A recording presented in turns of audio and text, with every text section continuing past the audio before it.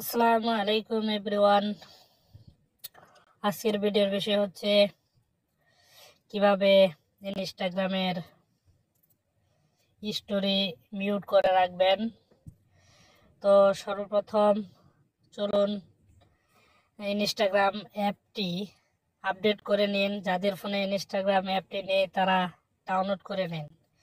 চলুন শুরু করি ভিডিও। এখন সরাসরি আপনাদের গুগল প্লে স্টোরে ঢুকতে হবে। গুগল প্লে স্টোরে ঢুকে সার্চ বারে আপনারা সার্চ করেন ইনস্টাগ্রাম। আমি এখানে 3টি অক্ষর লিখব, লেখার সাথে সাথে যে নিচে দেখতেছেন ইনস্টাগ্রাম লেখাটি আসছে, এখানে ক্লিক করুন। এখন আমার ফোনে অলরেডি ইনস্টাগ্রাম অ্যাপটি আপডেট করে নিয়েছি, তাই এখন আপডেট করতে হলো না। চলুন ভিডিওর মূল পর্ব শুরু করি। ইনস্টাগ্রাম অ্যাপটিতে সর্বপ্রথম ঢুকবেন।